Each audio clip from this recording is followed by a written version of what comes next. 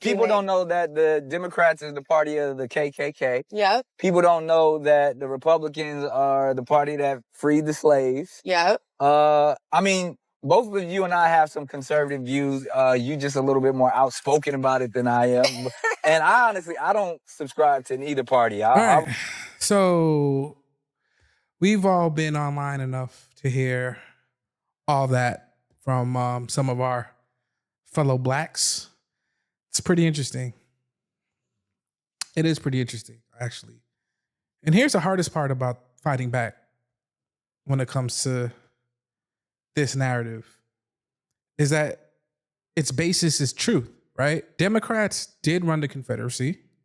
Democrats did found the Klan. And because of that, this argument for some people rings true.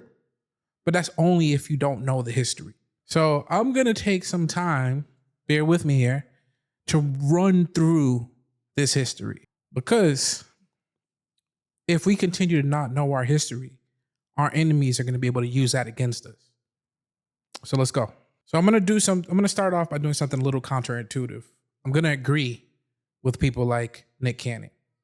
The Republican Party really was the party of abolitionists. I mean, if you took middle school history, you knew that. But we're going to start off with that fact. Follow me here. It's 1854. The country is losing its mind over slavery. Like, slavery is the topic of that century. The Kansas-Nebraska Act just passed, which opened the door for slavery to be spread in places that it never used to be. And a coalition of anti-slavery Whigs, Free Soilers, and Democrats who were vehemently anti-slavery started meeting in churches, in school basements, working on a plan. And that plan was a new political party. That's where the Republican Party started. 6 years from there, the country elects a Republican, Abraham Lincoln. We all know the story here. Abraham Lincoln leads the Union in the Civil War. The Union beats the Confederacy. Then you get the 13th, 14th, and 15th Amendment that end slavery, guarantees birthright citizenship, and the right to vote for Black people in the 1800s. But we all know that changes a bit in certain places. In those years, it's clear the Republican Party was on the right side of history. But then in April 1865, Abraham Lincoln gets assassinated. And 5 days after the South surrendered, he's replaced by someone who's clearly not Abraham Lincoln. To understand why Reconstruction or the gains that Blacks made after slavery didn't end well, you first have to understand who Andrew Johnson, the person who replaced Abraham Lincoln, was. What kind of man he was. Not everyone who was fighting secession or fighting the Confederacy was anti-slavery or fighting for Black freedom. Andrew Johnson was a Democrat, right? But he remained loyal to the Union. That made him look like a hero to the Republicans, and partially why they made him Abraham Lincoln's vice president. But let's be clear, the reason why he stayed with the Union wasn't for Black liberation. I mean, we can just go to his words. Damn the Negroes. I am fighting these treacherous aristocrats. They're masters. Johnson didn't hate the Confederacy. What he did hate was the rich land-holding plantation owners who looked down on poor white Southerners like him. His whole thing was class resentment, right? It kind of points to some of the fights we have today where people say it's not about race, it's about class. That was Andrew Johnson. He thought the whole problem was a class war. The rich versus the poor, whites. He was fighting for the small farmer, the working class white man, and not the Black slave. And as soon as the defeated plantation owners ran to him on a bended knee, he was more than willing to sell Blacks out and gave white plantation owners or former white plantation owners all their power back. He actually went out his way to fight every civil rights law, every gain for Black people. Like, he literally was on a mission to make it as hard as possible for Black people to remove their, at this point, metaphorical shackles. He didn't care. As a matter of fact, he wanted a South controlled by white people. Now that we got that out the way, let's move a little further. Let's move a little further in history to a story that both parties fell for, the lost cause. After Reconstruction collapsed, a mythology started spreading across the country among white people, both Democrat and Republican. It was a simple story, really. The Confederacy wasn't really evil. They were fighting for states' rights. The Confederate soldiers weren't traitors. They were noble men fighting for honor. And slavery wasn't that bad. Slaves were loyal. Slaves were happy to be slaves. And they were protected by their slave owners. They were practically family. That's what we call the lost cause. And it was a story that made it so comfortable for people to forget the lessons we learned from the Civil War. Actually, one of the most popular movies in history, Birth of a Nation, created this myth about the brave Ku Klux Klan protecting white women from these newly freed, animalistic Black people and crazy abolitionists.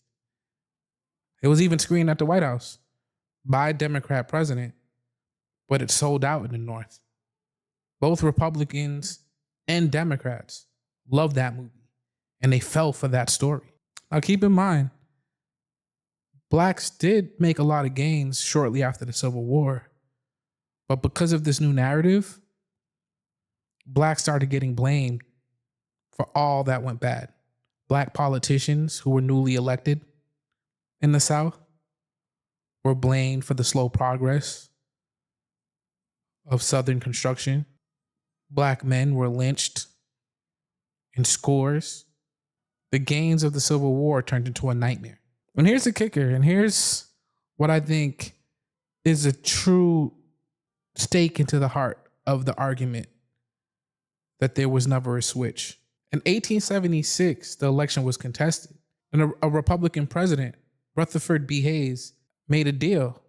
Prior to this, U.S. troops were stationed in the South to protect Black people. He agreed to remove every U.S. troop out of the South. And that just opened up the floodgates for just a straight up destruction of Black people in the South. And that was a Republican president. So now we move into the 1900s. Reconstruction is dead. Jim Crow is the law of the land. And white supremacy has become the culture of America, not just among Democrats, but across the whole country. White people are totally bought in to lost cause, to, slavery should have probably never ended. It was a mess. And then here comes Jack Johnson. Honestly, one of my favorite people in American history.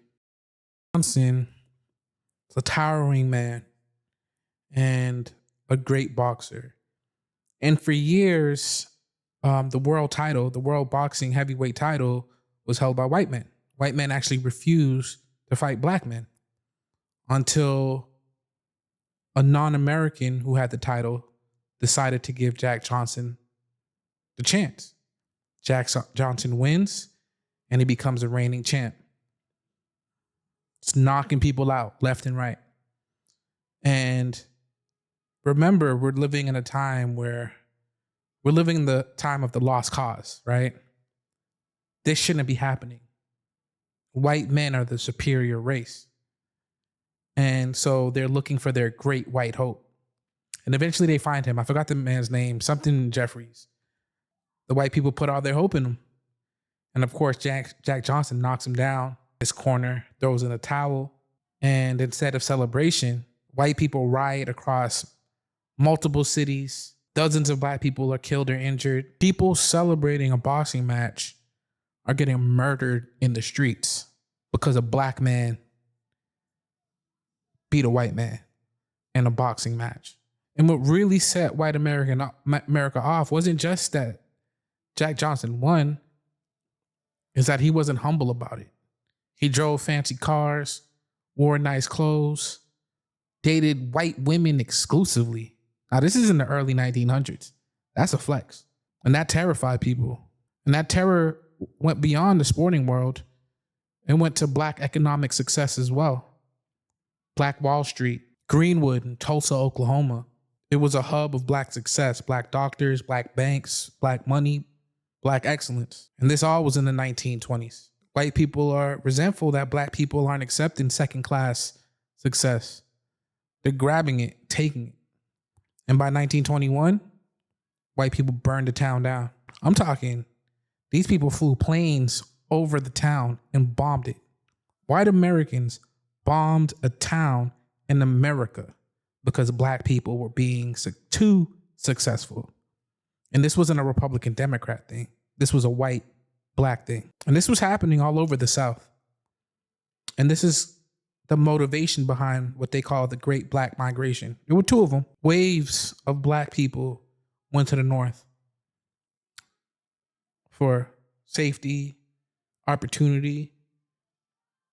And they found some of that, but they also found a brand new form of racism, a less obvious, but just as insidious form of racism. And Black people were still locked out of economic and social success relative to their white counterparts. So after the Civil War and after all of this, Black people were still basically exclusively Republican voters.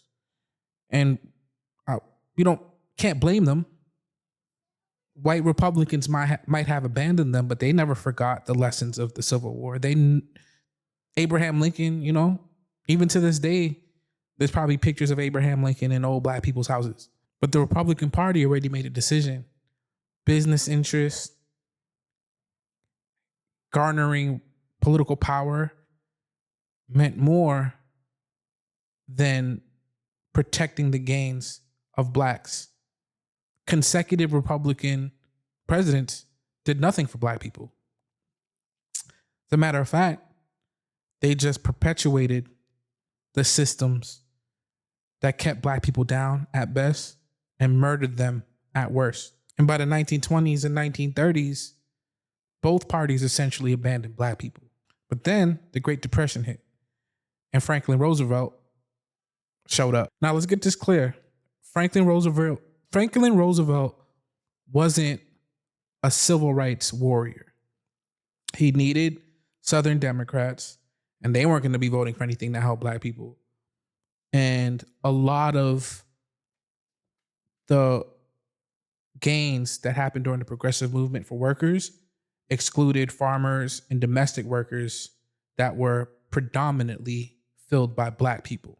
But the New Deal did provide basic social safety net programs and other lifelines that helped everybody across the board, especially the poorest and most vulnerable. And that included Black people. And so by 1936, 75% of Black people supported the Democrats. Sounds like a switch to me. But to be fair, that wasn't because of some civil rights movement. It's because that was the only party at the time doing anything for poor people. And the alternative, the Republicans, were literally doing nothing. And then comes the civil rights movement. And that just accelerated things from there. When Lyndon Johnson, a Democrat from the South, signed the Civil Rights Act into law, he knew exactly what he was doing. He even said that we've lost the South for a generation. I wonder why. So here's where there was no Southern strategy or there was no switch argument falls apart. Republicans weren't subtle about it. Like, they did it in the open. It was obvious. They didn't have to hide it. It's not a secret, Nick Cannon. In 1964, Barry Goldwater, a Republican, runs against the Civil Rights Act. He doesn't frame it as a race issue. He frames it as a states' rights issue.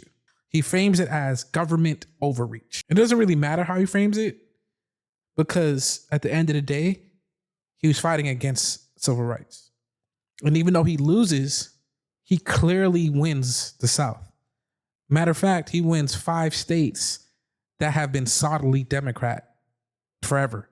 And then in 1968, Nixon comes in And the message is already clear at this point. He doesn't even have to use racial language. He talks about law and order. He talks about states' rights. He uses all these dog whistles that people know what he's talking about. He's talking about black people as a Republican to win the South. And he knows what he needs to do. He has to frame black people as the enemy. He has to tell Southern Democrats that the Republicans are the ones fighting for them. Lee Atwater, one of Nixon's advisors, said it plainly. In order for them to win the South as Republicans, they have to play into racial resentment. What's that sound like, Nick Cannon? And then Reagan, in 1980, launches his campaign in Philadelphia, Mississippi. Why does that name sound familiar? Oh yeah, Philadelphia, Mississippi. The place where 3 civil rights workers were murdered in 1964. And what's his speech about? Oh yeah, states' rights and how Republicans will protect states' rights. We could even go to recent for me, I'm old. But within the past 2 decades, during the Obama administration, white Southern Democrats in Georgia all flipped to the Republican Party. And not just because of some political issues that they had. It's just that the Southern strategy finally reached its endpoint. They literally switched. So let's bring it back to where we started. Democrats are the party of slavery. Democrats are the party of the Ku Klux Klan. Yes, the Democrats ran the Confederacy. Yes, Republicans were the party that ended slavery. But it's also true that a Republican president named Hayes ended Reconstruction at the expense of black people. And it's true that both parties accepted the myth of the lost cause. And it's true that black people didn't abandon the Republican Party. They were abandoned by the Republican Party. And it's true that when civil rights was on the table, one party signed it into law, the Democrats. And it's true that one party built a 50-year strategy around the people that hated that law, the Republicans. So now, why does this argument keep spreading? Because it works. It's designed to make black Americans feel like they don't have a political home, that both parties are equally tainted, equally guilty. So why even bother? Why even vote? And then the most effective voting bloc in America, black people, stay home. And somebody benefits from that. I wonder who, because it's not you. I'm out.